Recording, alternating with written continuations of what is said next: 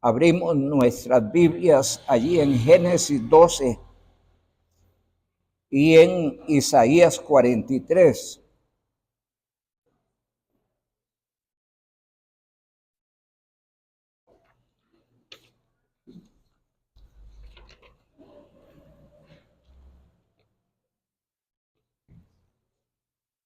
Una vez que lo tienen, nos ponemos de pie, por favor.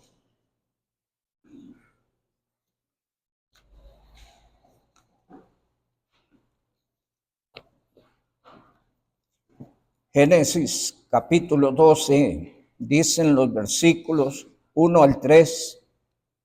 Pero Jehová había dicho a Abraham, vete de tu tierra y de tu parentela y de la casa de tu padre a la tierra que te mostraré.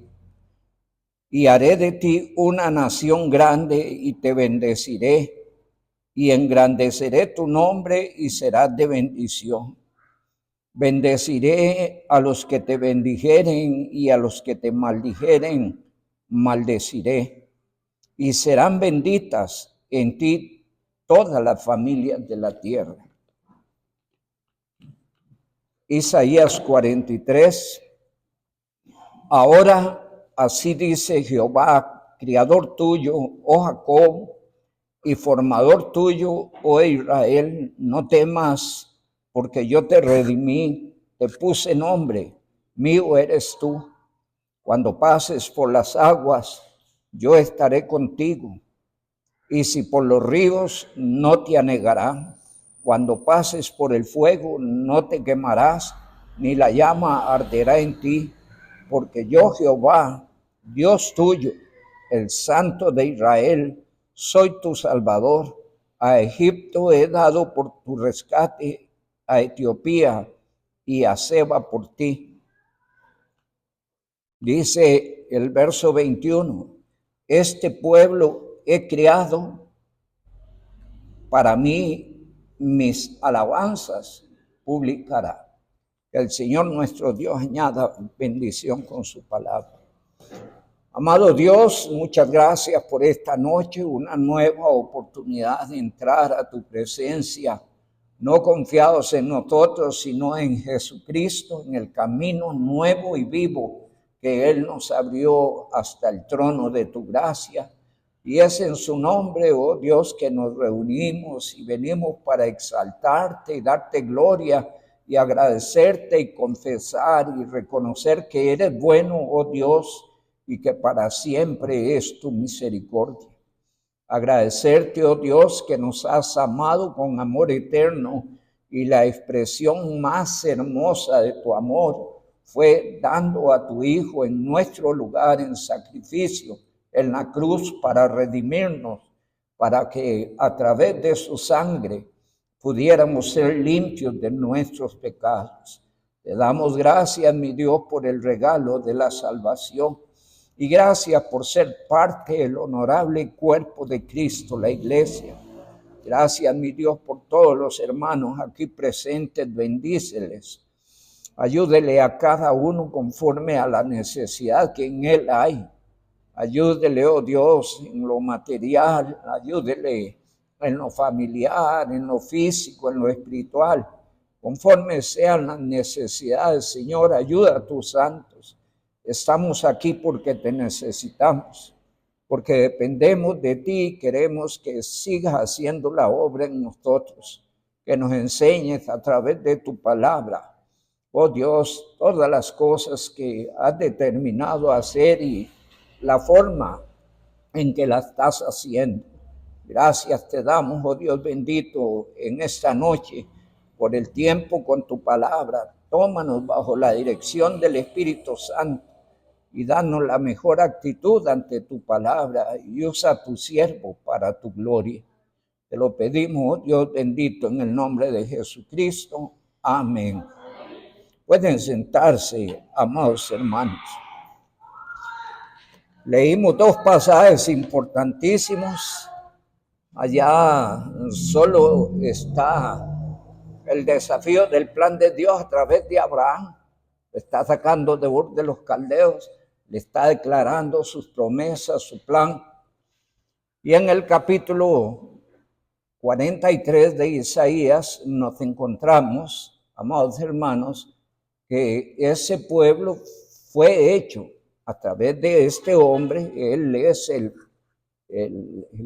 padre de la raza judía, y que a través de él nace un pueblo, y este pueblo está bajo el cuidado, bendición y protección de Dios. Eso leemos en los primeros versículos. Han tenido muchas experiencias crudas, difíciles a través de la historia, pero allí sigue, porque hay promesas que los sostienen, que los cuidan, aun cuando ellos estén ignorando el desarrollo del plan de Dios a través de ellos, porque no han conocido esta parte del plan de Dios. La semana pasada leíamos en Romanos 10 que Pablo oraba para que Israel fuera salvo, y nos hacía ver en ese pasaje que ellos son temerosos de Dios, pero no conforme a la verdad.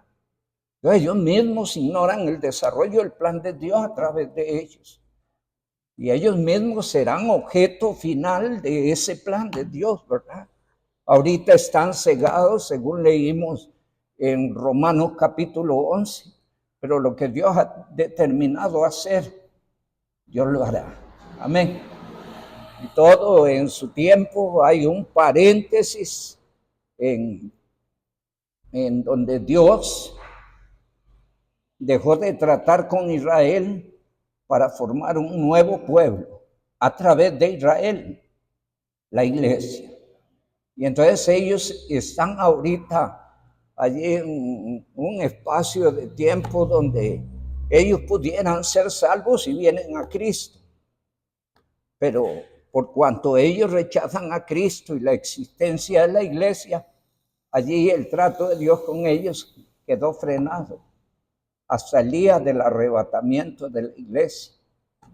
Y Dios dice cosas muy lindas a través de la palabra que deben llevarnos a nosotros a apreciar a ese pueblo, a orar a Dios por ese pueblo, a dar gracias a Dios por ese pueblo. Y dice la palabra del Señor por labios de nuestro Señor Jesucristo en Juan capítulo 4. Juan capítulo 4, versículos 22.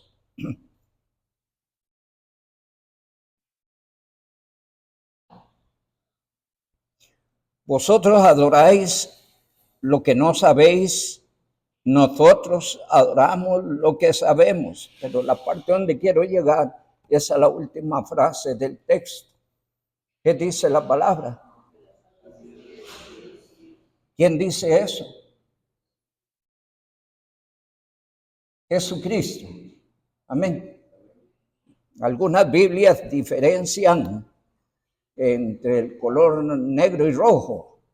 El rojo indica cuando Jesús habla, y en esa parte está hablando Jesús, y es Jesús quien dice a la samaritana, ¿qué cosa? Que la salvación viene de los judíos. Sin embargo, la esperanza de salvación es para todos los que puedan creer en Cristo como Salvador. Él mismo está entrando a Samaria, una tierra proscrita para los judíos, una tierra donde no pasaban los judíos por esa tierra. Ella misma, la samaritana, le dice a Jesús: tú vienes a mí, y si judíos y samaritanos no se tratan entre sí. Un judío prefería rodear la tierra de Samaria que pasar por Samaria. Pero en Cristo no hay acepción de personas. Y Él quiere alcanzar a todos para Cristo. Pero aquí afirma una sublime verdad, y es que la salvación viene de los judíos. A través de la palabra, sea en la profecía o ya en el cumplimiento, encontramos que en el capítulo 7 de Isaías, verso 14, se profetiza el nacimiento de Cristo como el Mesías. Y entonces dice allí capítulo 7, digamos el 13, dijo entonces Isaías: oíd ahora, casa de David, ¿os es poco el ser molestos a los hombres, sino que también le seáis a mi Dios? Por tanto, el Señor mismo os dará señal. He aquí que la Virgen concebirá y dará a luz un hijo y llamarás su nombre Emmanuel. ¿Qué significa Emmanuel? Dios con nosotros. Es lo que significa Cristo en su función de Mesías. Y dice el capítulo 9, pasajes hermosos, versos 6. Porque un niño nos es nacido, hijo nos es dado, y el principado sobre su hombro, y se llamará su nombre admirable, consejero, Dios fuerte, Padre eterno y príncipe de paz. Y allí encontramos en la profecía el anunciamiento de la venida de Cristo en medio del pueblo de Israel, como un judío, descendiente de la casa de David. Él sería el Salvador. Dice Lucas capítulo 2.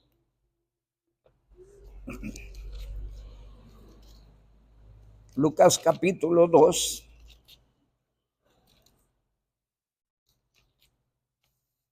Dicen los versículos 10 y 11. Allí cuando se da el nacimiento de Cristo, había una ocasión especial, se había establecido un edicto donde toda la gente debían ser empadronadas y todos debían acudir a la ciudad a que pertenecían para ser empadronados. Y entonces María y José vinieron a Jerusalén y no habiendo posadas, tuvieron que caminar 10 kilómetros más hasta Belén, donde nace, para que se cumpliera la profecía. Y entonces dice el verso 10, pero el ángel les dijo: no temáis, porque aquí os doy nuevas de gran gozo que serán para todo el pueblo, que os ha nacido hoy en la ciudad de David un Salvador, que es Cristo el Señor. Y allí se nos presenta a través de la palabra el cumplimiento de la profecía en la persona de Jesucristo en Belén, en la ciudad de Belén. Y dice también Romanos capítulo 9, versículos 4 y versículo 5.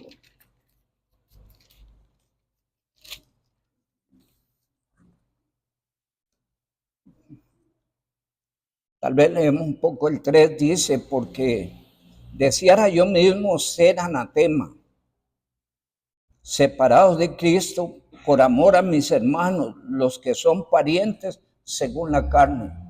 Y aquí el apóstol Pablo entró un poco en la relación de él como judío.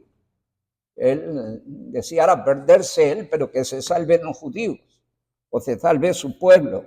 Y dice el verso 4, que son israelitas, de los cuales son, y observe, cosas importantes que se dan a través del pueblo judío o a través del pueblo de Israel, de los cuales son la adopción, la gloria, el pacto, la promulgación de la ley, el culto y las promesas, de quienes son los patriarcas y de los cuales, según la carne, vino Cristo, el cual es Dios sobre todas las cosas, bendito por los siglos. Amén. Y entonces nos muestra ese texto maravilloso cómo se dan una serie de hechos trascendentales a través del pueblo de Israel, donde no solo se da el cumplimiento de promesas, la ley, dice la palabra del Señor, el culto y sobre todo la venida de Cristo, que es quien, Emmanuel. ¿Recuerdan que leímos en Isaías 7:14? Y será su nombre Emmanuel. ¿Qué significaba Emmanuel? Dios con nosotros, solo que aquí lo dice de una forma diferente. Según la carne vino Cristo, el cual es Dios sobre todas las cosas, bendito por los siglos. Amén. Y entonces, a través de ese pueblo viene el Mesías y a través de ese pueblo empieza Dios a desarrollar su plan salvador. Leímos en Lucas 2:11 especialmente aquí, os ha nacido hoy en la ciudad de David un Salvador que va más allá del pueblo de Israel. La promesa era a Abraham, pero también a todas las familias de la tierra. Y yo creo que a la altura en que estamos no hay familia que no haya sido tocada con el evangelio. No hay familia donde no haya un cristiano, donde no haya un nacido de nuevo. Y la profecía se cumple. La palabra del Señor nos enseña también en Juan 4.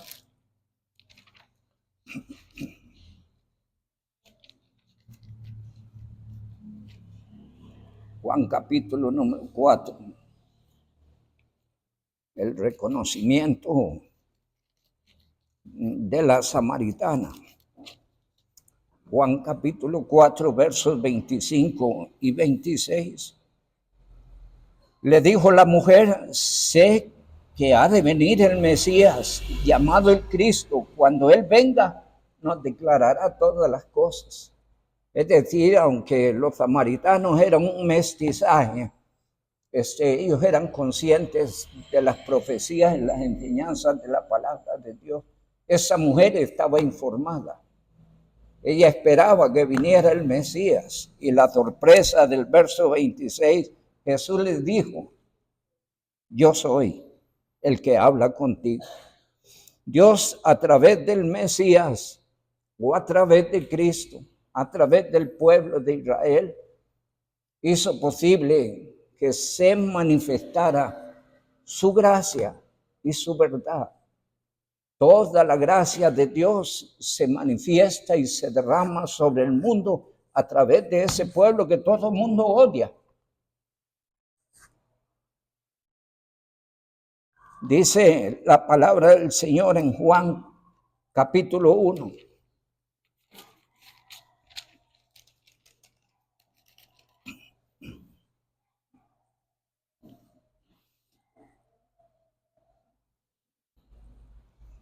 Capítulo 1, verso 16.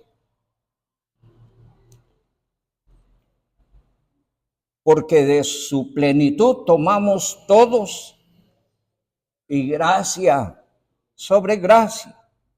Dice el 17, pues la ley por medio de Moisés fue dada, pero la gracia y la verdad vinieron por medio de Jesucristo. Y Dios está dando a conocer a través de este pueblo, por medio del Mesías, ¿qué cosa? Dando a conocer su gracia y su verdad para que la gente sean salvas. ¿Cómo es la salvación? ¿Qué dice Efesios 2, 4 y 8? 2, 4 y 5, verso 8 también. ¿Qué dice? A ver, busquémoslo.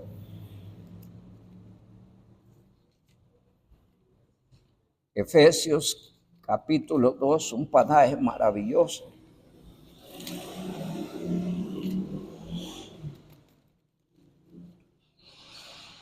Pero Dios, que es rico en misericordia, por su gran amor con que nos amó, aún estando nosotros muertos en pecados, nos dio vida juntamente con Cristo. ¿De qué manera lo hizo? Porque por gracia sois salvos. Y esa es la verdad de Dios en el mensaje del Evangelio. El hombre es salvo por gracia. Amén. Pero esa gracia viene a través de Cristo y esa verdad se da a través de Cristo. Es la única verdad que salva. ¿Cuál es? Que el hombre es salvo por gracia en Cristo. Amén. Y dice también Tito, es un pasaje hermoso. Tito capítulo 2.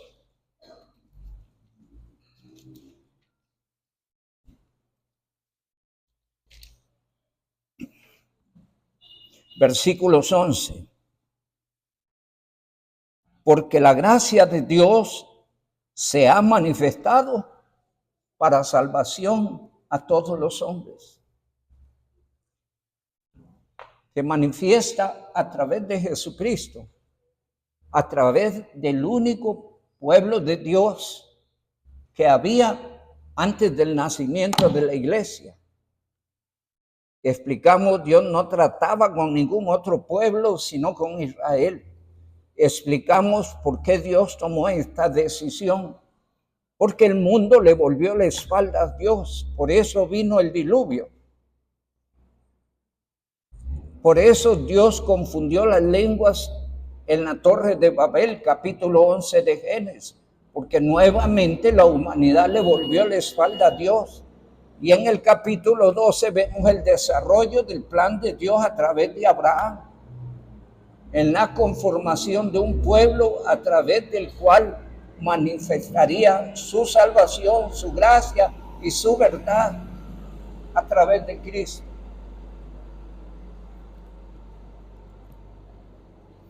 Dice Tito capítulo 2, versículo 11, porque la gracia de Dios se ha manifestado para salvación a todos los hombres. Y no vemos ese verso 12. Porque la gracia de Dios cambia. La verdadera gracia de Dios en Cristo cambia. Y es importante predicar esto. Porque hay muchos que predican una gracia que no cambia. Pero la verdadera gracia de Dios cambia al hombre. Por eso vino Cristo.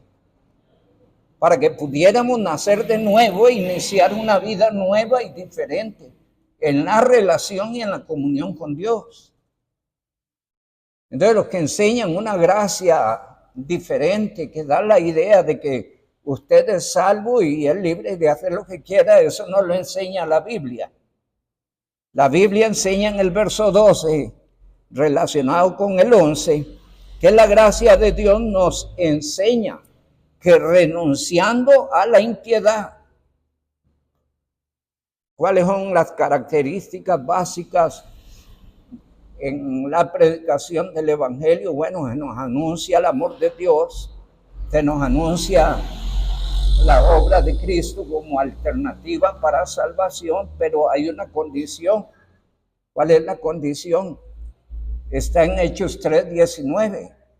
Así que arrepentidos y convertidos para que sean borrados vuestros pecados y vengan de la presencia del Señor tiempos de refrigerio. Entonces es un llamado al arrepentimiento.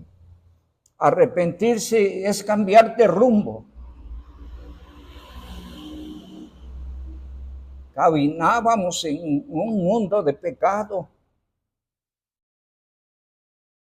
pero se nos presentó el Evangelio y nos volvimos a Dios. Volveos a mí, dice el Señor. ¿Sí? De manera que allí la palabra del Señor dice en el verso número 2, enseñándonos que renunciando a la impiedad y a los deseos mundanos, ¿cómo quiere que vivamos en este siglo, en esta vida, en este mundo? Ahora que hemos conocido a Cristo, vivamos en este siglo sobria, justa y piadosamente, y con la expectativa en que en la gloriosa venida de Cristo. Versículo número 13. Así es que, amados hermanos, la iglesia, y esto hay que hacer énfasis, la iglesia, la verdadera iglesia, nace en la persona y obra de Cristo. Y la verdadera iglesia nace y se funda en Jerusalén. Si podemos hablar de alguna madre iglesia, es la iglesia que Jesucristo fundó en Jerusalén. Y después de fundada en Jerusalén, la iglesia empezó a expandirse por todos los pueblos y naciones. Y nos alcanzó a nosotros aquí en Costa Rica. Pero esa iglesia nació en Jerusalén. Es muy importante que eso lo tenga el creyente en su mente y en su corazón. Cualquier otra idea de una iglesia en otro lugar no existe. Otra madre iglesia, si podemos hablar en esos términos, que la iglesia que Jesucristo fundó en Jerusalén. Allí nace la iglesia. Dice San Mateo capítulo 16, y ahí yo creo que me voy a meter en problemas.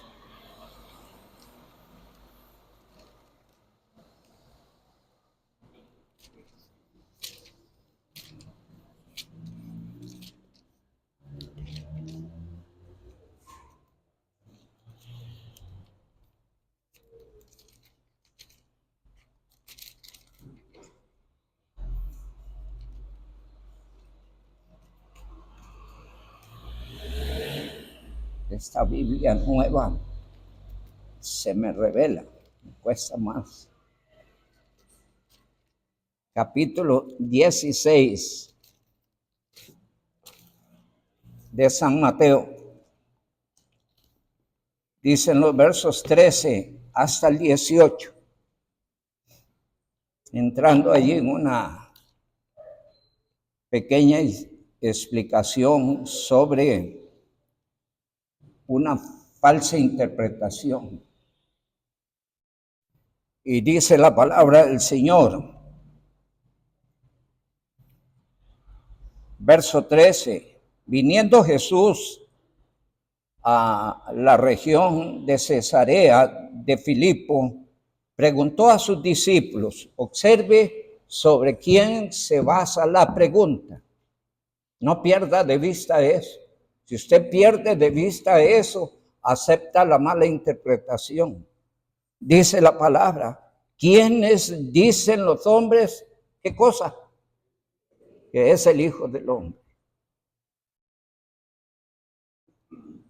Allí nunca el énfasis está sobre Pedro. El énfasis está sobre Cristo. No pierda de vista eso. Y ellos le dijeron, porque no tenían claridad, uno es Juan el Bautista, otros Elías, otros, ¿quién? Jeremías, o algunos de los profetas. Y entonces se va directo a ellos. Allí le preguntan, obsérvese, en el texto, preguntó a sus discípulos, ¿quiénes dicen los hombres? Está hablando, ¿cuál es la opinión que tiene la gente de quién? Del Hijo del Hombre. Pero aquí se va directo a ellos. Y dice el verso 15, y les dijo, ¿y vosotros? ¿Quién decís que soy yo? Observe, el énfasis no se pierde. El verso 13 y el verso 15 mantiene el interés sobre la persona de Cristo. Y dice el verso 16, respondiendo Pedro dijo, tú eres el Cristo, el Hijo de Dios viviente. Entonces le respondió Jesús, bienaventurado eres. ¿Qué significa eso? Dichoso, bendito Simón, hijo de Jonás, porque no te lo reveló carne ni sangre, sino mi Padre que está en los cielos. Es decir, Pedro responde acertadamente porque Jesús dice que Dios se lo reveló, pero no pierde el énfasis sobre quién se basan las preguntas. Y en base a esa realidad, Pedro responde quién es Cristo. Dice el verso número 18, y yo te digo, y aquí es donde se violentan algunos principios de interpretación, y aquí es donde se confunden dos términos griegos. El término griego Petros, que se traduce por Pedro, que significa piedra pequeña, y Petra, que significa gran peñasco o gran roca, término que a la luz de la armonía bíblica solo se aplica a Dios, no al hombre. Entonces aquí se hace un malabarismo de alteración hermenéutica para poner a decir que Pedro es la roca. Aún Pedro aclara eso en su primera carta en el capítulo 2, ¿verdad? Porque él entendió que nunca Cristo se refería a él como la roca. El Señor le está diciendo, tú eres Petros, y sobre esta Petra, ¿a qué se refiere? A la revelación que Dios le dio a Pedro de quién era Cristo. Porque Cristo es la gran roca, el gran peñasco sobre el cual se funda la iglesia, no sobre Pedro. Y es importante esto, ya habrá que hacer estudios más allí. Usted mismo tal vez a través de su concordancia puede hacer un estudio sobre la roca. Va a encontrar que solo una vez se le aplica a Abraham, porque Abraham viene a ser el fundamento del pueblo judío o del pueblo israelí. Pero Cristo es el gran fundamento sobre el cual está asentada la iglesia. Y entonces ahí se altera la interpretación. Y entonces el Señor le dice, y sobre esta roca, ¿qué cosa?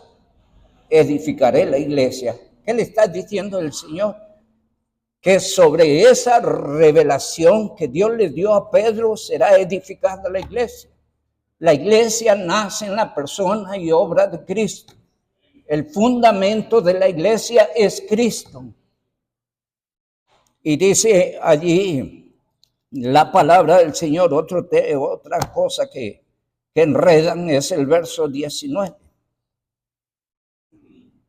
Y a ti te daré las llaves del reino de los cielos. Entonces ponen a un personaje allá en la puerta del cielo con un puño de llaves, que al que quiere deja entrar y al que no quiere no deja entrar. Entonces ya la salvación no es por la obra de la cruz, sino por lo que decida Pedro. Soberana tontería.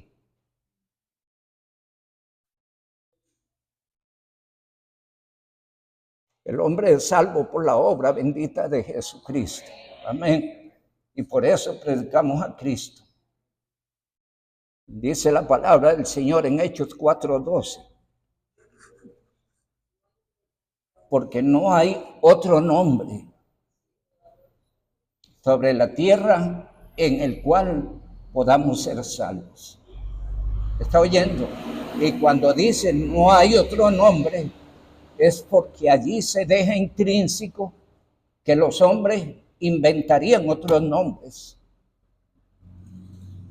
Y el único Salvador, el único que decidió ir a la cruz en su lugar fue Cristo. Y digo algunas veces esto porque es demasiado maravilloso. En el mundo de las religiones, llámese el hinduismo, llámese el islamismo, llámese el budismo, aparte de Cristo nadie ha ido a una cruz por el pecador.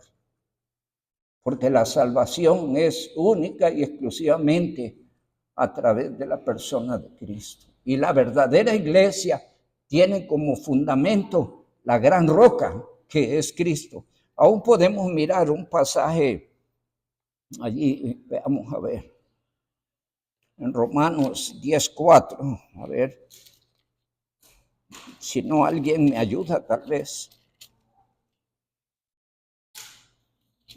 1 Corintios 10:4, perdón,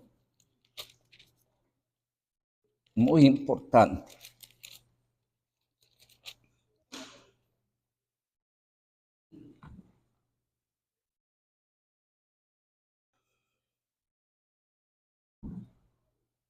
Dice el verso 4, y todos bebieron de la misma bebida espiritual, porque bebían de la roca espiritual que les seguía. ¿Y quién era la roca?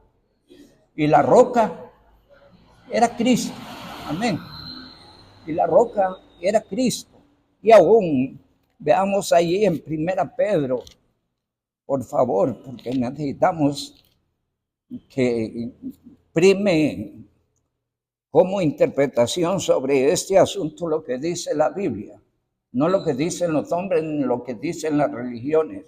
¿Qué dice Dios en su palabra? Aún que entendió Pedro, miremos allí, capítulo 2,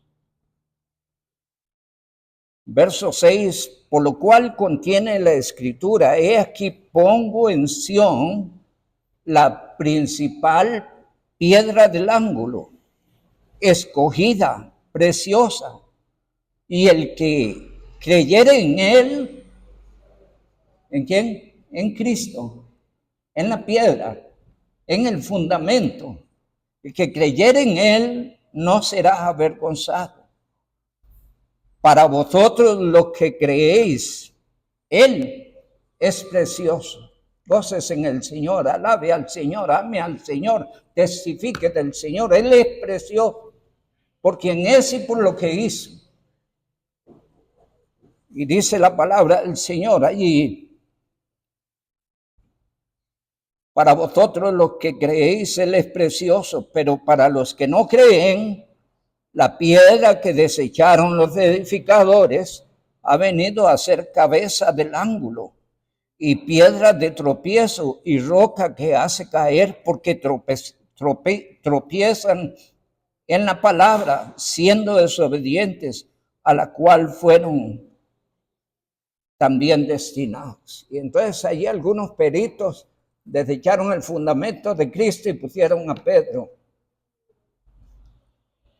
Y si uno ve un poquito ahí, volvamos a San Mateo capítulo 16, si estudiamos la vida de Pedro, nos encontramos que Pedro nunca era un fundamento sólido, era alguien inestable, como cualquier otro creyente. Aclaramos para no culparlo, porque muchas veces nosotros no somos mejores. Y entonces encontramos allí en un momento donde el Señor Jesús empezó a decir todo lo que tenía que vivir. Verso 21, hay un subtítulo, ¿qué lees? Jesús anuncia su muerte. Está oyendo, está indicando cómo se obraría la redención del pecador, cómo se obtendría la salvación. Y está anunciando el precio de la cruz por el pecado. Dice el 21, desde entonces comenzó Jesús a declarar a sus discípulos que le era necesario ir a Jerusalén y padecer mucho de los ancianos y de los principales sacerdotes y de los escribas y ser muerto y resucitar al tercer día. Entonces veamos parte de la inestabilidad de Pedro, lo que quiero mostrar. Entonces Pedro, tomándole aparte, comenzó a reconvenirle, diciéndole: Señor, ten compasión de ti, en ninguna manera esto te acontezca. Probablemente Pedro amaba al Señor probablemente externó sus sentimientos hacia él. Sintió la necesidad como de protegerlo de lo que venía. Pero lo que estaba determinado por Dios, nada debía estorbarlo. Y en alguna forma, aquí Satanás influye a Pedro para tratar de estorbar la obra de la cruz. Y entonces, vea cómo le responde el Señor en el verso 23. Pero él volviéndose dijo a Pedro, ¿cómo le dijo? Quítate de mí, Satanás, porque me eres tropiezo, porque no pones la mira en las cosas de Dios, sino en de los hombres. No dudamos que Pedro amaba al Señor y que lo que dijo le movieron buenas intenciones, pero en la carencia del entendimiento de lo que Dios pensaba hacer a través de Cristo. De manera que damos gracias a Dios por Jesucristo. Cuando uno estudia la Biblia, a través de la Biblia encontramos cómo Satanás ha tratado de estorbar la obra de la cruz. Allá en el primer crimen que hay en la historia humana, Caín mata a Abel. Abel era, digamos, la ascendencia hacia Cristo. Y entonces el diablo pensó que matando a Abel se terminaba el asunto de la cruz. El diablo pensó eso. Pero Dios tenía a Set. Y ahí continuó. Pero a través de la historia, cuando Jesús nace, Herodes manda a matar a todos los niños menores de 2 años. No era un odio de Herodes, era una intención del diablo de parar la obra de la cruz. Y aquí se encuentra otra idea del diablo a través de Pedro, de tratar de parar la obra de la cruz. Gracias a Dios por la obra de la cruz. Quiero terminar con un texto.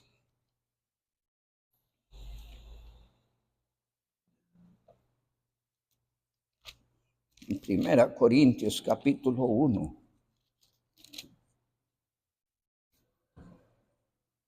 Verso 23, tal vez leemos del verso 18. Dice la palabra, porque la palabra de la cruz es locura a los que se pierden, la subestiman, cuestionan la fórmula en que Dios ha querido salvar, presumiendo ellos ser más sabios que Dios. Y Dios determinó lo que determinó. Él es soberano sobre todas las cosas. Y fue la forma en que expresó el amor para nosotros. Romanos 5:8 dice, mas Dios muestra su amor para con nosotros, en que siendo aún pecadores, Cristo murió por nosotros. Porque la palabra de la cruz es locura a los que se pierden, pero a los que se salvan, esto es a nosotros. La cruz es poder de Dios. Amén. 19. Pues está escrito, destruiré la sabiduría de los sabios. Pues los hombres se creen más sabios aún en el mundo de las religiones. Pretenden anular la obra de Cristo, ponerle aditamentos a la obra de Cristo, anulando la obra de Cristo y llevando a muchos al infierno a través de sus religiones. Pues está escrito, destruiré la sabiduría de los sabios y desecharé el entendimiento de los entendidos. ¿Dónde está el sabio? ¿Dónde está el escriba? ¿Dónde está el disputador de este siglo? ¿No ha enloquecido Dios la sabiduría del mundo? Y vaya, hoy el mundo está más loco que nunca. Y los que hemos creído en Cristo hemos sido sacados de ese mundo de locura a una vida cuerda nueva, diferente para la gloria de Dios. Y dice el verso 21, pues ya que en la sabiduría de Dios el mundo no conoció a Dios mediante la sabiduría, agradó a Dios salvar a los creyentes por la locura de la predicación. Predique a Cristo, aunque le digan que está loco. Un día alguien le predicó a Cristo a usted y hoy usted está en Cristo para la gloria de Dios. Y Dios quiere que usted haga lo mismo. Dice el 22, porque los judíos piden señales y los griegos sabiduría. Pero nosotros, los creyentes, los nacidos de nuevo, los que hemos entendido el plan de Dios a través de ese pueblo, a través del Mesías, entonces predicamos a Cristo crucificado. Para los judíos ciertamente tropezadero, hasta hoy están tropezando. Pero Dios sigue desarrollando el plan a través de ellos, aunque ellos no lo alcancen a entender. Un día lo van a entender. ¿Recuerdan la lectura bíblica? Y mirarán a mí a quien traspasaron y llorarán como se llora por hijo unigénito. Y luego aparece una serie de textos de lamentaciones por trigos y sus mujeres, trigos y sus mujeres, porque habrá gran llanto y lamentación de haber crucificado al Mesías y haberlo rechazado. Ese día será glorioso cuando ellos crean en Cristo. Y ese llanto será un llanto que saldrá de las entrañas mismas del corazón. Porque aunque el judío no ha conocido a Cristo, ellos son temerosos de Dios, pero no conforme a ciencia. Eso dice la palabra de Dios en Romanos 10:1, ¿verdad? Y dice allí nuestro texto, pero nosotros predicamos a Cristo crucificado, para los judíos ciertamente tropezadero y para los gentiles locura, mas para los llamados así judíos como griegos, Cristo, poder de Dios y sabiduría de Dios. Alabamos al Señor por la forma en que determina las cosas. Consejos, oremos a Dios por Israel. Amén. Sí. No entre en el juego del mundo y las naciones respecto a su opinión hacia el pueblo de Israel. No importa que el mundo odie a Israel, los creyentes y la iglesia deben amar a ese pueblo a través del cual Dios ha desarrollado su plan salvador. Que el Dios Altísimo les siga bendiciendo. Gracias.